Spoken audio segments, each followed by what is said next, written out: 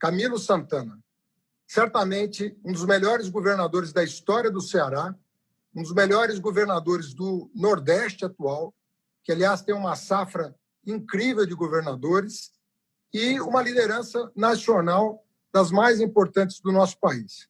Boa noite, Camilo. Boa noite, Haddad.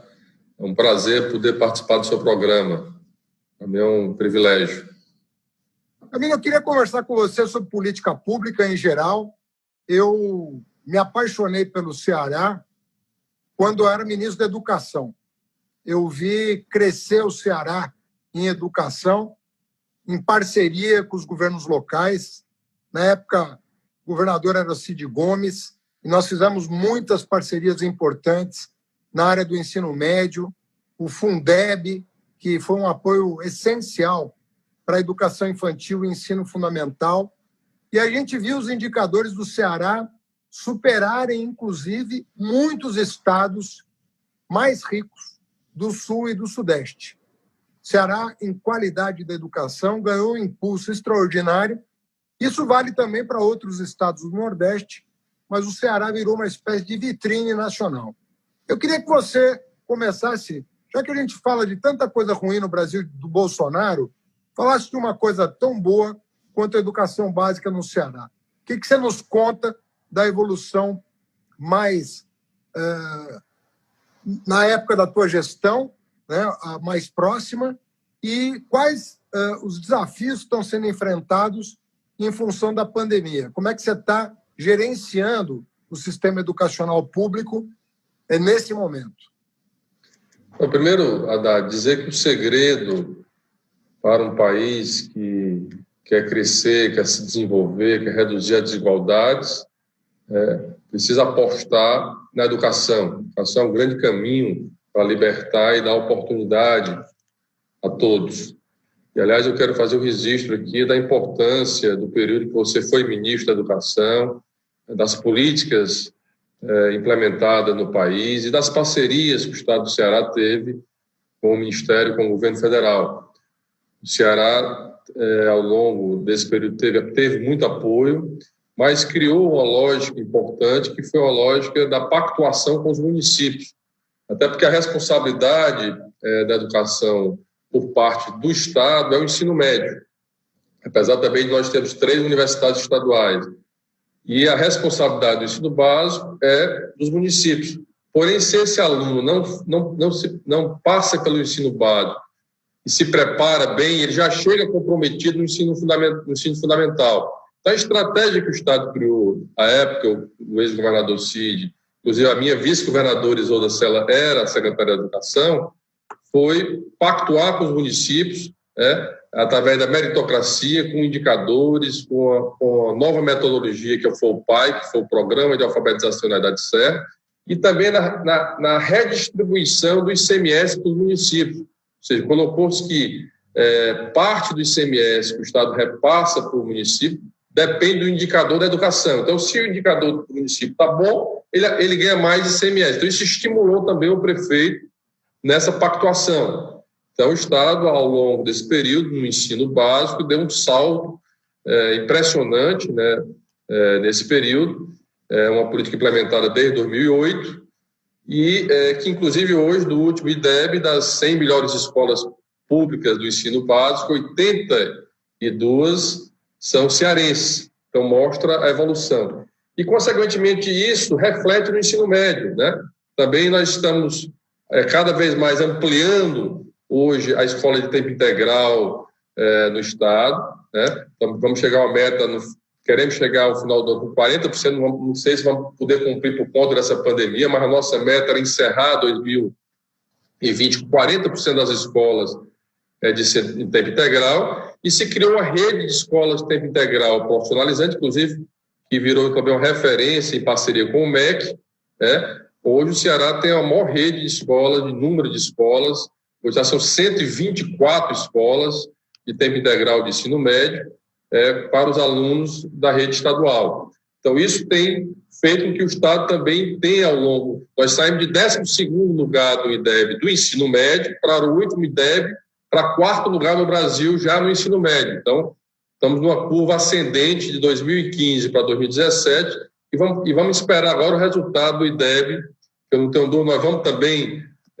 galgar novos, melhores indicadores, por conta dessa evolução que ela é sustentável, ela é contínua por conta de uma política, repito, continuada, planejada, estruturada, que vem ao longo dos anos aqui no Ceará. Nós estamos com um desafio enorme nessa pandemia, ou seja, a dificuldade, 90% dos nossos alunos, um pouco mais de 90% hoje, estão tendo aulas remotas, mas, porém, diante da desigualdade, diante das questões socioeconômicas dos alunos no Ceará, muitos não estão conseguindo ter acesso às aulas remotas. Então, estamos criando alternativas de visitação do diretor, estamos agora utilizando rádios do município para as aulas serem feitas através do rádio, onde não tem acesso à internet, e tentando construir alternativas para não prejudicar o ensino nesse período da pandemia, até porque nós não sabemos como vai ser esse retorno. Agora, os alunos agora entraram no período de férias, no mês de julho, e estava exatamente agora pela manhã fazendo uma reunião para discutir as estratégias de retomada desse segundo semestre, de que forma nós podemos estimular mais ainda os nossos alunos para essa retomada ainda em 2020. Então, são desafios importantes, porque essa pandemia nos deixou, tem sido um desafio enorme, a forma que a gente tem enfrentado essa pandemia, e isso não tenho dúvida que terá um reflexo muito forte na questão da educação aqui no Estado e no Brasil inteiro. Governador, a gente sabe que a direita, os setores mais conservadores da sociedade, insistiam na tese de que o problema da educação no Nordeste era só gestão. E nós dizíamos que, sim, a gestão era uma coisa muito importante, você tem que cuidar do dinheiro público, mas no caso do Nordeste, se a União não aportasse recursos para fazer com que o investimento por aluno chegasse num patamar mínimo, era muito difícil cobrar do gestor resultados. Ou seja, tinha que haver uma comunhão de esforços. A União, de um lado, aportando mais dinheiro e, evidentemente, cobrando do gestor público mais eficiência. Com base nesse raciocínio, nós construímos o maior fundo de sustentação da educação, que é o Fundeb, que vai vencer agora em dezembro desse ano. E nós sabemos o quanto o Fundeb é importante para o Nordeste. Nós estamos falando de 15 bilhões de reais por ano de aporte para a região, mais 2 estados da região norte que recebem, Amazonas e Pará. Eu queria que você, até pela urgência da matéria, os educadores do Brasil inteiro estão desesperados, porque tem gente que recebe o piso nacional do magistério com base no Fundeb, o investimento por aluno depende do Fundeb, tem uma série de questões que dependem do Fundeb. Eu queria um depoimento de um governador da sua importância em relação ao Fundeb e um apelo que você eventualmente queira dedicar ao Congresso Nacional para pautar o debate sobre o Fundeb em virtude da exiguidade do tempo que nós temos para prorrogá-lo. Então, sem dúvida, Haddad, eu queria dizer que uma das mais importantes políticas públicas criada nos últimos tempos, principalmente para o Nordeste brasileiro, foi o Fundeb. O Fundeb mudou a realidade das escolas municipais, das escolas estaduais, principalmente das escolas municipais, porque quando se fala em gestão, a gestão precisa ter foco, ter meta, ter indicadores, ter acompanhamento, ter meritocracia, mas é fundamental ter recursos, ter uma boa escola, ter uma boa estrutura, o ambiente ele influencia demais, ter bons professores estimulados, bem remunerados, e o Fundeb proporcionou isso. Foi capaz de dar melhorias na qualidade, na remuneração dos professores, na qualidade das escolas. Então, isso foi fundamental e tem sido fundamental. A renovação do Fundeb. Nós iniciamos essa discussão desde o ano passado, governadores do Brasil inteiro, tivemos um diálogo com o Congresso Nacional, com o presidente da Câmara, com o presidente do Senado.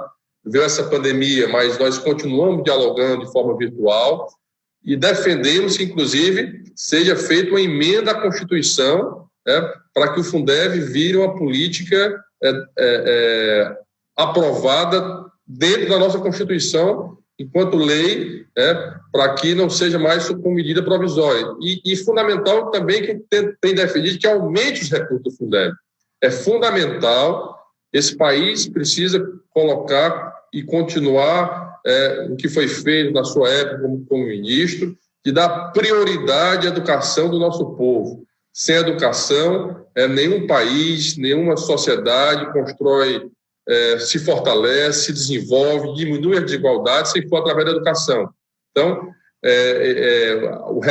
a mensagem que eu quero deixar é que a decisão até o final do ano da renovação do Fundeb, de fazer com que o Fundeb seja uma emenda à Constituição, de aumentar os recursos do Fundeb, precisa ser um movimento de todos que acreditam no Brasil, na democracia, e no futuro do nosso país.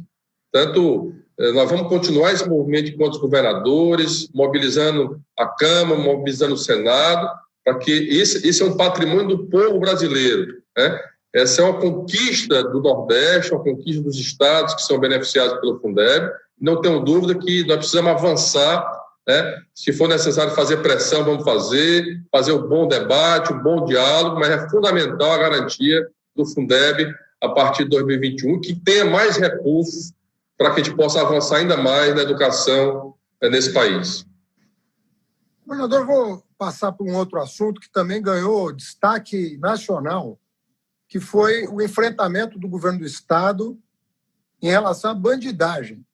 Bandidagem, sobretudo dentro dos presídios, e da corajosa decisão de utilizar os presídios federais para dar um basta na maneira como o crime se organizava a partir do cárcere, a partir dos presídios.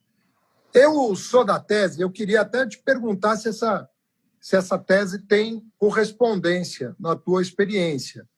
Eu estudei a segurança pública no momento em que eu elaborava o programa de governo do candidato Lula, em 2018. Nós queríamos que ele fosse candidato a presidente da República. Então, eu era o coordenador do plano de governo.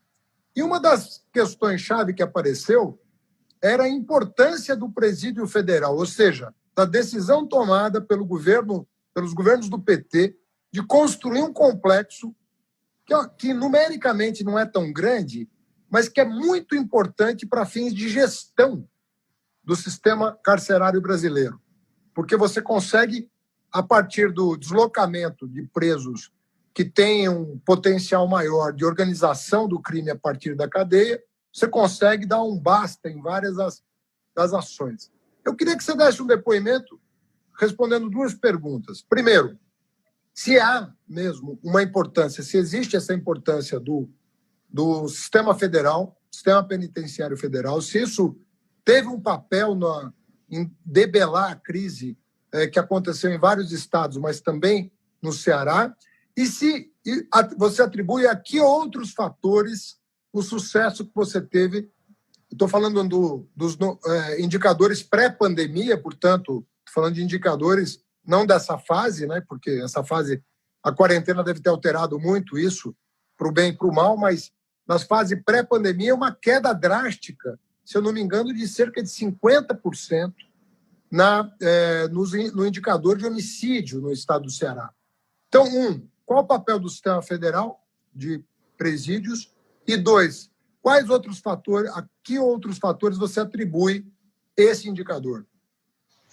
Primeiro, Haddad, esse tema é um tema desafiador, é um tema que eu venho, inclusive, debatendo ele desde o início do meu primeiro governo, a necessidade de uma coordenação nacional para enfrentar essa questão da segurança e da violência.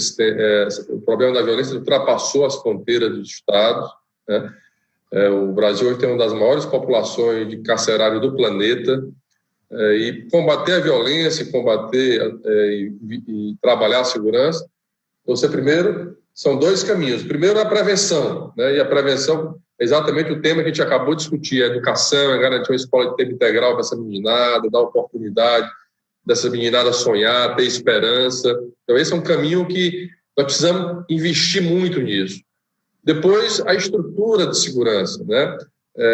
Se não tiver uma coordenação nacional, uma inteligência integrada dos estados, porque hoje um criminoso do Rio de Janeiro dá uma ordem no Nordeste, um cara do região Norte dá uma ordem no Nordeste, no estado do Sudeste, enfim. O crime ele se nacionalizou, aliás, ele ultrapassou as fronteiras dos estados e do próprio país. E a Constituição é clara, diz que a responsabilidade de proteger as fronteiras, de combater o narcotráfico, é do governo federal. Porém, aqui a gente construiu uma política, eu só acredito em qualquer política pública se ela for planejada.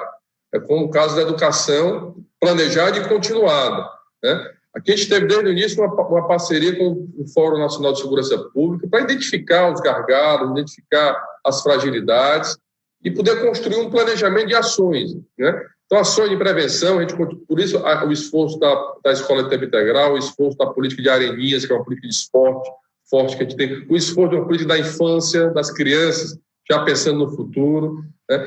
E também o esforço de estruturar com inteligência, com estratégia, a área da segurança.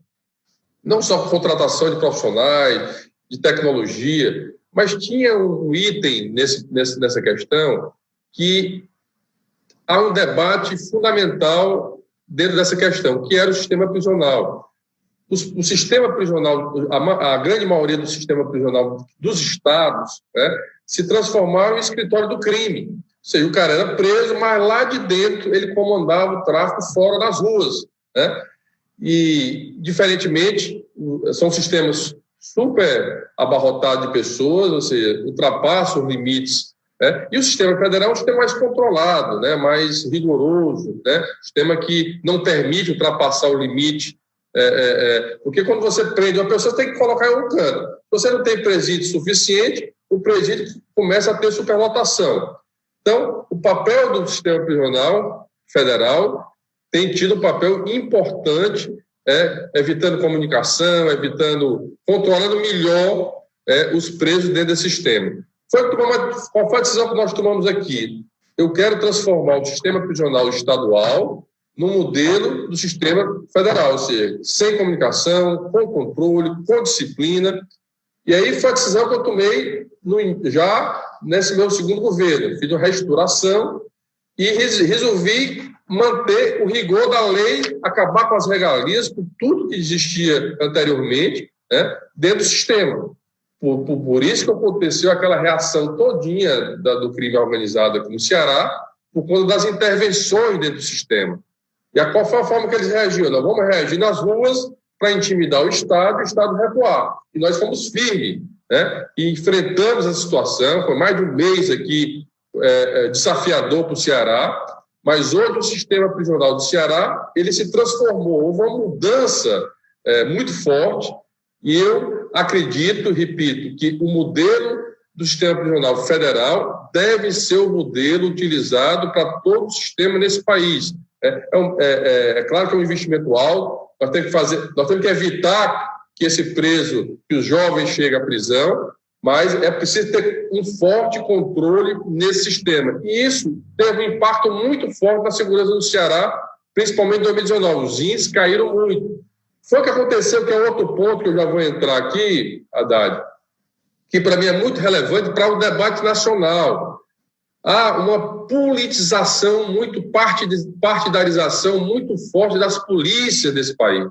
Ou seja, as entidades que representam os policiais, que tinham um papel, que tem, por lei, tem apenas um papel recreativo, acabaram transformando em sindicatos e, inclusive, se aparelhando esse sindicato do ponto de vista político.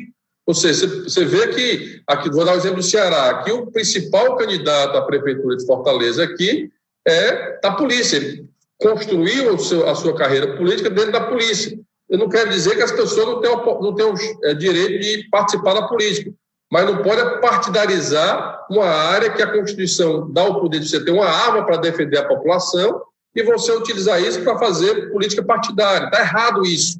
inclusive com várias posturas no passado de anistiar todos os movimentos que são ilegais, de motins que aconteceu aqui esse ano no Ceará. Então, no finalzinho de 2019 para cá, um movimento também aqui partidário forte dentro da polícia para desorganizar aqui a polícia, ou seja, com finalidades e viés político partidário, né? Então, nós tivemos um motim grave aqui também esse ano, no mês de fevereiro, inclusive que eu também resisti, disse que não daria anistia, porque dar anistia nesse caso é você concordar com a atitude ilegal, até porque todo o meu governo foi de diálogo, nenhum governador deu tantas melhorias à polícia como eu dei no meu estado. Eu falo aqui de uma minoria da polícia, né? Uma minoria da polícia que cria um movimento forte internamente para desestabilizar, para ter um discurso político, né? Então, de fevereiro para cá, houve uma desorganização, de certa forma, por conta desse movimento, os índices têm aumentado, né? E aí nós acabamos focando muito na pandemia, porque tem sido o foco da nossa atenção, e nós estamos agora iniciando uma série de mudanças dentro da segurança pública, mas esse é um debate que o Brasil precisa fazer. Eu aprovei com a emenda à Constituição proibindo a anistia no estado do Ceará, fui para o enfrentamento, não resistimos, né? Foi uma resistência, porque isso também, inclusive, podia ser um efeito nacional em vários estados do Brasil, estavam preparados para isso. Então, eu acho que nós precisamos fazer desse exemplo do Ceará um exemplo de punição para quem descumpriu a lei, para quem tenta fazer da polícia um caminho partidário, né? E, esse momento, nós estamos tentando reestruturar esse movimento que ocorreu aqui no nosso estado. Já adiantei um pouco aí a... Não, eu ia te perguntar disso na sequência, mas vou além do que você já está falando, porque eu acho das coisas mais graves que estão acontecendo no Brasil a questão da partidarização da Força Armada em geral. Não só das polícias, mas também de setores do Exército que estão resistindo. O Bolsonaro tenta partidarizar as Forças Armadas, levando quadros da ativa para o governo, o que não deveria ser nem permitido, na minha opinião. Quer fazer política, sai das Forças Armadas. Se você é juiz, quer fazer política, sai do judiciário. Se você é militar, quer fazer política, sai das Forças Armadas. Você não pode ter essa confusão de poderes, de jeito nenhum. Cargo eletivo, deputado, senador, governador, presidente, isso tem impedimentos para quem exerce função de Estado. Um procurador da República, um juiz, um desembargador, um ministro supremo, um general, não é assim. Tem regra em todo mundo.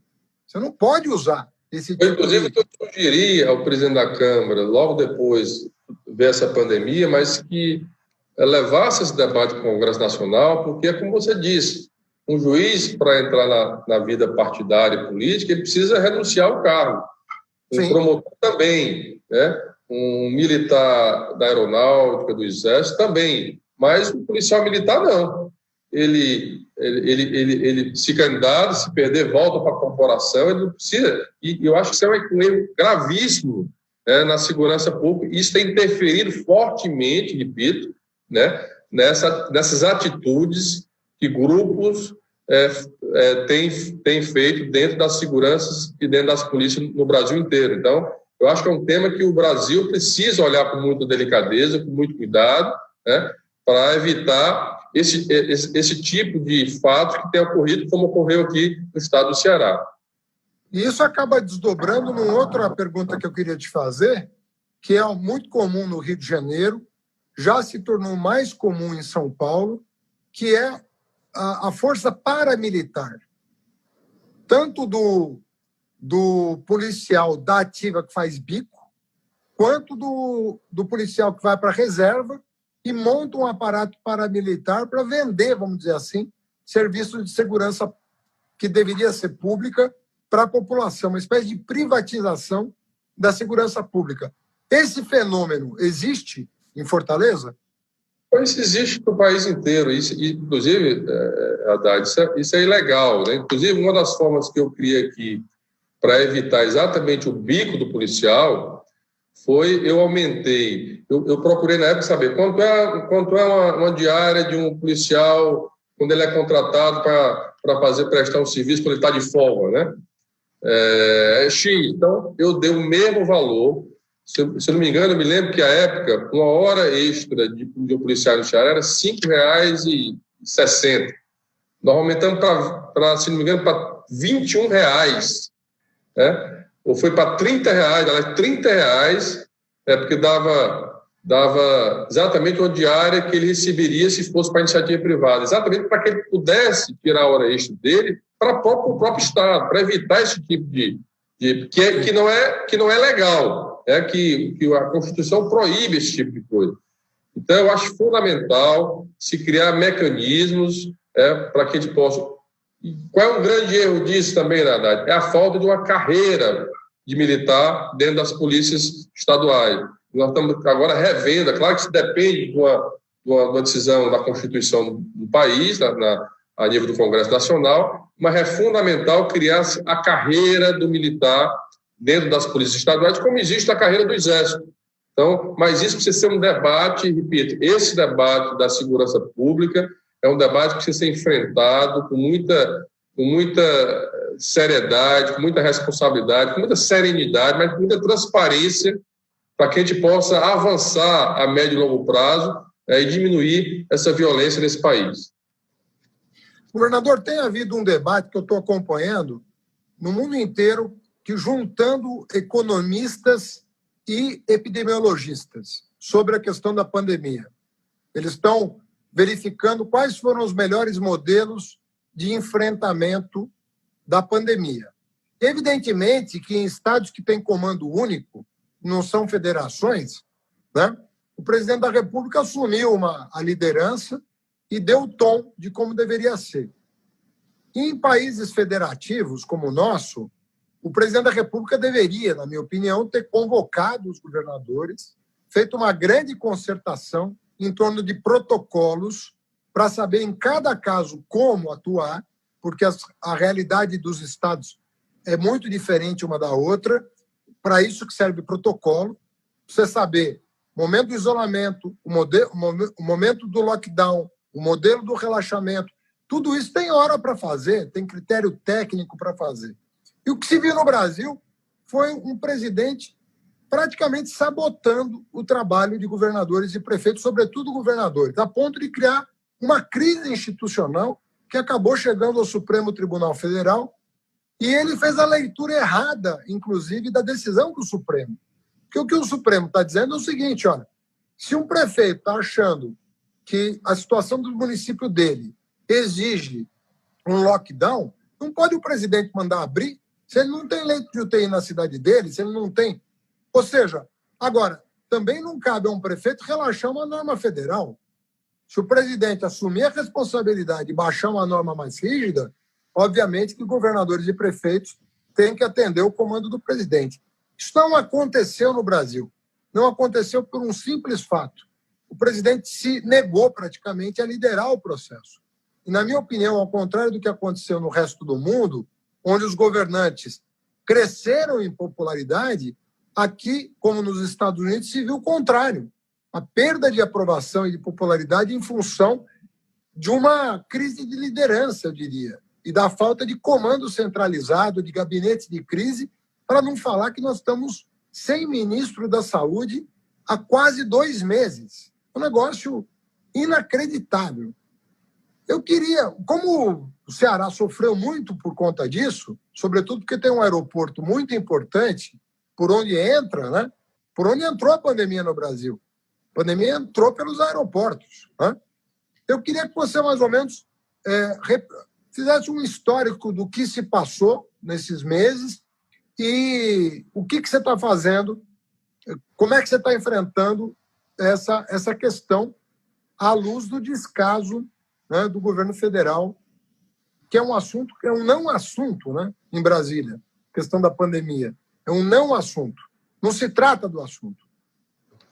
Bom, primeiro, sem dúvida, Haddad, que o grave problema dessa pandemia é a falta de uma coordenação nacional. Você não tem uma liderança nacional, né?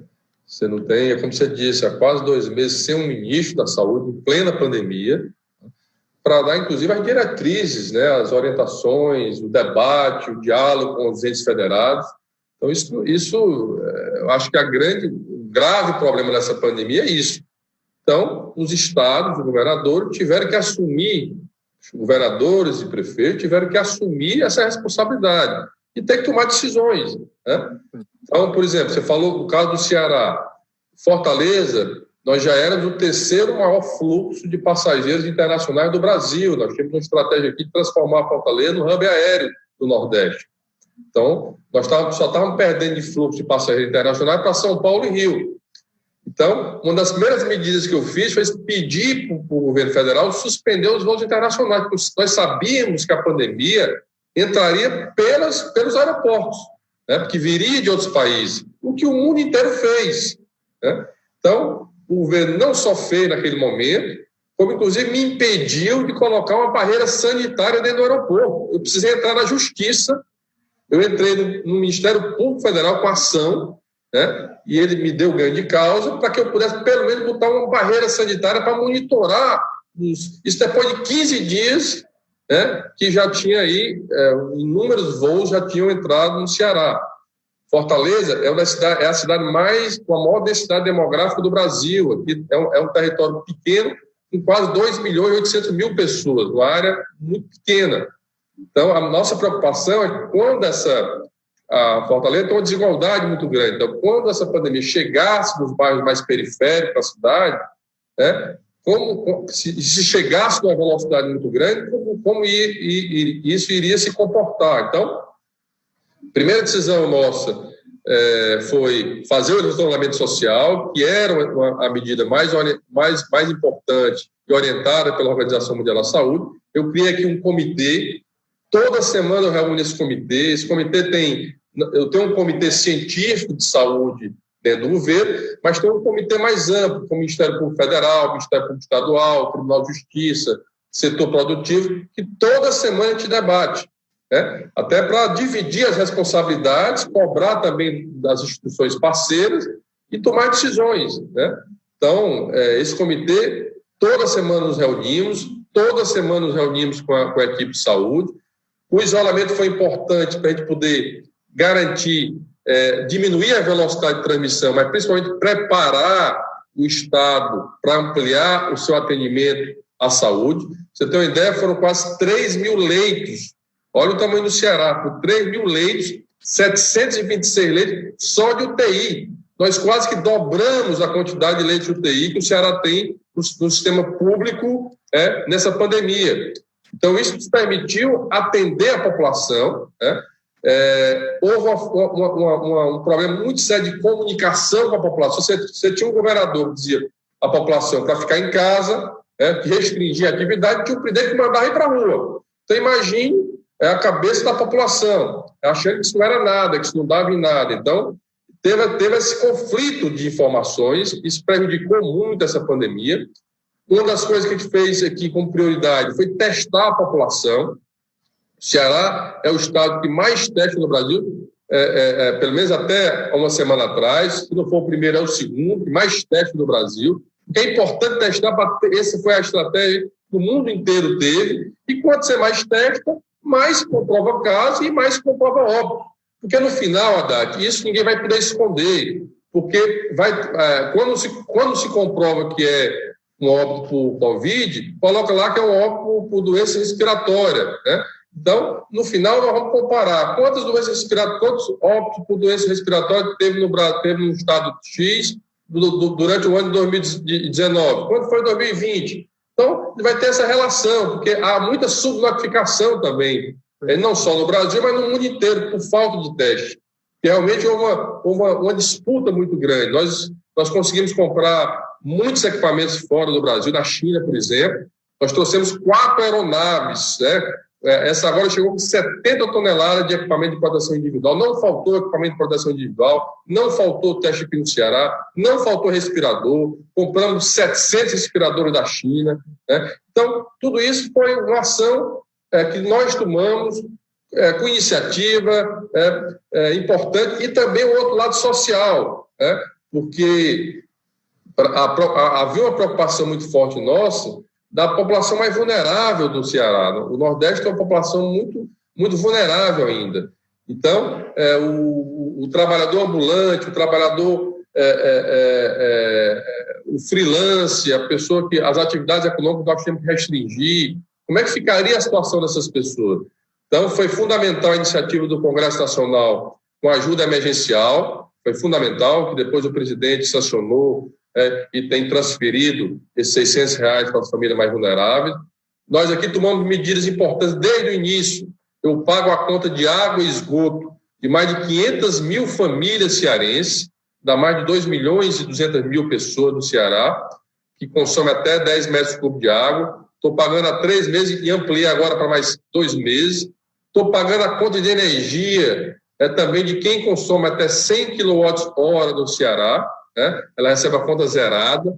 Distribuí quase 250 mil vale-gás para as famílias de baixa renda também no Ceará. Distribuí 423 mil cartões, refeições para todos os alunos da rede pública estadual receber um cartão refeição para auxiliar na alimentação durante esse período. Nós temos um programa importante aqui, que é o programa Mais Infância, que eu faço uma transferência de renda todo mês para mãezinhas que têm crianças de 0 a 6 anos vulneráveis, mais pobres, né, extrema pobreza. Eu transfiro uma renda, eu antecipei o pagamento desses meses durante essa pandemia. Fiz todo o diálogo com o setor econômico, nós suspendemos a cobrança de impostos de todas as empresas do Simples Nacional, das pequenas e médias empresas, se apreendeu 90% das empresas do Ceará, e temos construído tudo isso no diálogo, né? Porque nessa pandemia é o aspecto da vida que tem que ser a prioridade das pessoas, salvar vidas, mitigar os efeitos da pandemia, mas tem uma preocupação muito grande social das pessoas que precisam viver, que precisam trabalhar, que precisam ter seu sustento nesse momento de pandemia. E faltou uma liderança maior, uma coordenação maior nacional, se transformou num debate muito partidário, político, esse problema da pandemia nesse país. Uma outra guerra que a gente precisou enfrentar e continua enfrentando é a questão das fake news. Todo dia aqui é fake news tentando desestabilizar um trabalho importante de orientação às pessoas na área da saúde. Então, tem sido um desafio, mas para mim uma das coisas mais importantes dessa pandemia aqui no nosso estado é a transparência dos dados. Nós criamos um sistema chamado IntegraSUS, que tem um sistema que todo mundo pode ter acesso às informações de como é que está por cidade, por região, pelo estado, de casos recuperados, de óbitos, de testagem, distribuir equipamento de proteção individual para todos os municípios, ter mantido diálogo, conversa com prefeitos, com todos, no sentido porque nós só enfrentamos uma pandemia como essa, um inimigo que é comum a todos, que ainda há muitas surpresas, muitos questionamentos em relação a esse vírus, com união, com diálogo, com debate, com parceria, né? E é isso que ele tem procurado fazer aqui no estado do Ceará, apesar de todos os desafios, repito, da falta de uma coordenação nacional e também da luta contra esses fake news todos os dias aqui no nosso estado. Governador, eu estou querendo falar também de coisa boa, sabe? Eu comecei falando da educação do Ceará, porque eu acho que o nosso povo também precisa recobrar a esperança de que nós vamos vencer essa situação, de que cada 2 anos tem eleição, a gente tem a possibilidade de rever, né, o que fez no verão passado. E o Brasil é grande, o Brasil é forte, nós vamos superar esse momento difícil. Estou muito curioso para saber a repercussão sobre a transposição lá do São Francisco, né? O Lula teve a coragem de assumir uma obra que ninguém teve peito de começar, porque era uma obra homérica, uma coisa quase que de ficção científica, né? Você pegar lá no São Francisco e irrigar o Nordeste todo com várias tramas, né? Para lá e para cá, vai para Paraíba, vai para o Rio Grande do Norte, vai para o Ceará. Qual é a perspectiva da transposição, da chegada das águas? Em que pé está exatamente? A conexão está feita? E o que isso vai significar para a economia do Ceará e para o povo mais pobre que não tinha acesso à água, a perenização de eventuais rios, né, que sofrem com a seca? Qual é a realidade do Ceará em relação à transposição? Olha, Haddad, primeiro dizer que essa obra histórica, né, e eu fiz questão de fazer esse registro no dia da chegada das águas ao Ceará, pela decisão corajosa do ex-presidente Lula de iniciar essa obra, né, porque isso exige decisão política, né, e ele teve uma obra que foi prometida durante mais de um século e que ele teve a coragem pela importância que é uma região sofrida, sem água. Também registrei os outros presidentes que sucederam Lula, que deram continuidade a esse projeto, e que hoje a água chegou ao Ceará recentemente. É uma obra estruturante que vai permitir que a gente possa perenizar, né, o nosso principal rio e a nossa principal barragem, que abastece quase um terço da população do Ceará. Estamos falando de garantir o acesso à água, que o Ceará, eu enfrentei, além dos vários problemas que eu enfrentei no meu governo, eu enfrentei praticamente 6 anos, né? Aliás, no meu governo, 5 anos, mas já vinha um ano anterior de seca contínua no Ceará. Você entendeu? O principal barragem que abastece Fortaleza estava com 4% de volume de água no ano passado. Então, houve um esforço muito grande aqui da equipe técnica do governo de garantir o abastecimento de água humana, e isso sacrificou muito outra área importante, que é a área da produção, né? Então, o eixão da transposição do São Francisco, além de dar segurança hídrica à população, ela vai permitir ampliar, né, várias áreas de produção agrícola que o Estado tem. O Estado tem aqui várias áreas importantes que são irrigadas por as águas que vêm do Castanhão, que agora vai ser garantida com o eixão com a transposição.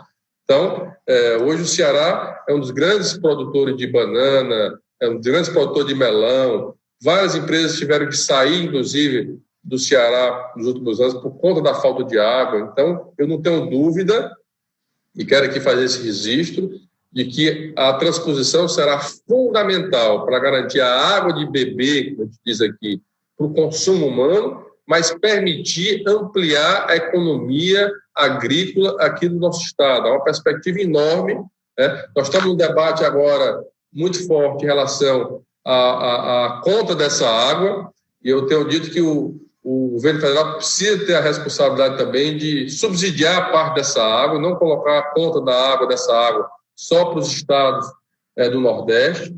Esse é um debate que nós estamos fazendo agora, mas quero aqui dizer que é uma obra fundamental e que fica muito feliz, muito alegre com a chegada, nesse momento, da água já ao Ceará, que vai permitir agora entrar numa outra obra que está sendo feita pelo governo do Estado. Começou também na época da presidenta Dilma, quando o governador Cid era governador do Estado, que a gente já concluiu agora o primeiro trecho, que vai receber essa água agora do São Francisco e trazer a água para o nosso reservatório, que é o Castanhão, que é o principal reservatório do Estado. E com isso você garante a segurança hídrica de todo o Ceará, com essa obra? De todo em si não, mas porque o projeto ele continua, esse projeto Cinturão das Águas, que é exatamente pegar a água do São Francisco, fazer uma espécie de cinturão no entorno das áreas mais semiáridas do Estado. Então, esse cinturão quando esse cinturão das águas estiver todo concluído, isso sim vai permitir que 100% do Estado, a gente chama de conectividade entre bacias hidrográficas do Estado. É um projeto belíssimo. O Ceará tem uma experiência em bacias hidrográficas, em conectividade de bacias muito grande, mas faltava o eixão para trazer a água, porque a nossa integração de bacias sempre foi de água que vem da chuva. Se não chover, não tem água. Então, com a transposição de São Francisco, vai nos dar segurança, sustentabilidade para que essa essa integração de bacias seja contínua. A gente precisa ficar sempre dependendo de uma boa chuva para ter água no Ceará. Portanto, é uma obra estruturante, fundamental para a vida dos cearenses e para a economia do nosso Estado. Governador, nós estamos nos encaminhando para o final. Eu queria que o senhor falasse um pouco da recuperação econômica pós-pandemia. Qual que é o quadro que você desenha? Se já está havendo flexibilização, se algumas atividades estão sendo retomadas com segurança, que eu sei que o senhor tem muita responsabilidade, não vai tomar nenhuma medida que coloque em risco a saúde pública. Como é que está a recuperação pós-pandemia no Ceará? Qual é o quadro que quem está nos ouvindo pode esperar? Haddad, nós estamos fazendo aqui toda uma retomada, como você disse, de forma muito responsável, muita cautela, né? E dentro de indicadores, né? 14 dias de queda de casos, 14 dias de queda de óbitos, 14 dias com queda de número de pacientes em UTI, em enfermaria, enfim. O que determina todas as nossas ações aqui é a saúde. É o Comitê de Saúde que definiu os critérios. Fortaleza, a gente fez aqui a maior pesquisa de soroprevalência, que é saber qual é a taxa de ataque. Nós fizemos já aqui em Fortaleza, fizemos em Sobral, estamos fazendo agora no sul do estado, que aqui teve tempo diferente de pandemia. Aqui começou fortemente em Fortaleza, que foi o epicentro da doença, que continua sendo percentual maior dos casos foi aqui, mas aqui no último mês vem só em queda. Você tem uma ideia? Nós chegamos aqui a ter um volume muito alto de óbitos aqui em Fortaleza. Hoje, praticamente, temos tido um óbito a cada 2 dias. Né? Então, foi uma queda violenta aqui em Fortaleza. Então, Fortaleza já iniciou o processo de reabertura. Né? Então, primeiro foi a indústria, depois a construção civil, agora começou parte do comércio. Né? Então, mas com um protocolo muito rigoroso, com fiscalização, com acompanhamento. A região norte, que é onde tem Sobral, foi o segundo estágio, ela começa a se estabilizar, começa a avançar agora no sul do estado, lá, inclusive, as cidades estão em lockdown. Então nós estamos tomando decisões de acordo com o avanço e de acordo com informações de pesquisa e de testagem, porque essa pesquisa é uma testagem. Além do número de testes que a gente faz diariamente, é como se fosse fazer uma pesquisa para consultar o percentual da população que tem desejo de votar num determinado candidato. Então, a mesma amostragem que a gente faz no município, para isso a gente faz para testar, para saber a taxa de ataque da Covid. Então, vai lá, faz o teste, faz o teste sorológico e faz o teste rápido.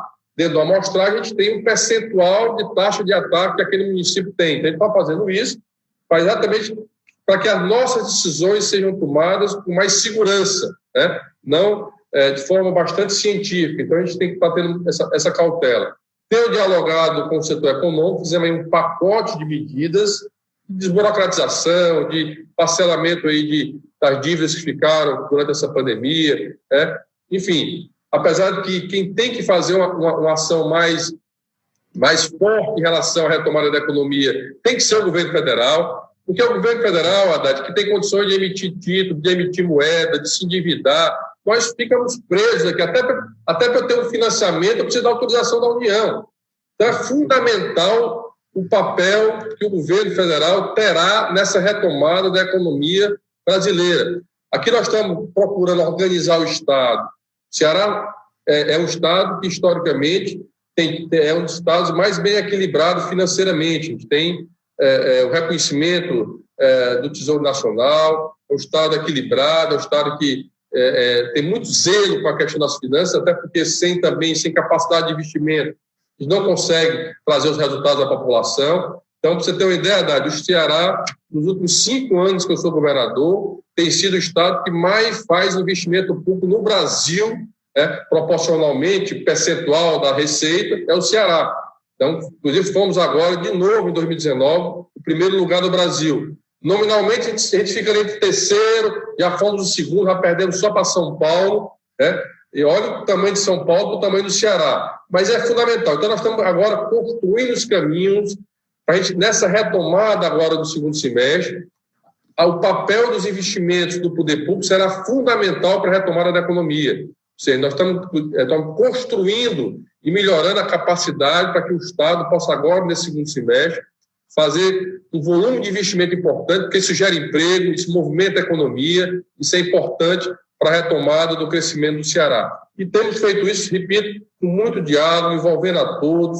É dessa forma que eu tenho sempre procurado governar o nosso Estado, dialogando, construindo as saídas dos caminhos com todos os setores da sociedade. Bom, excepcionalmente nessa quarta, eu conversei com aquele que eu considero um dos melhores governadores do país, da história do país, gestor de mão cheia, Camilo Santana. Acompanhei e acompanho com muito interesse a sua administração. Na próxima segunda, nós voltamos ao horário normal, às 20 horas, na OTV e nas redes sociais. Queria te agradecer, Camilo, a generosidade de ter me atendido e de ter exposto esse plano de ação tão robusto, com tanta qualidade técnica, como você sempre faz. Grande abraço para você. Eu quero lhe agradecer, Haddad, você sabe da minha admiração por você, não só como profissional, mas como homem público. Seu trabalho em defesa da educação, o seu grande trabalho, extraordinário trabalho enquanto ministro. Para mim foi um prazer participar do seu programa, me sinto feliz e será um prazer também voltarmos a debater futuramente outros programas seus. Boa sorte aí, que a gente continue essa luta em defesa do nosso país, em defesa da democracia, que não pode correr risco nesse momento, nesse país. E um abraço a você, que a gente possa continuar essa nossa luta. Tamo junto, Camilo. Grande abraço para você. Boa noite, Um abraço. gente.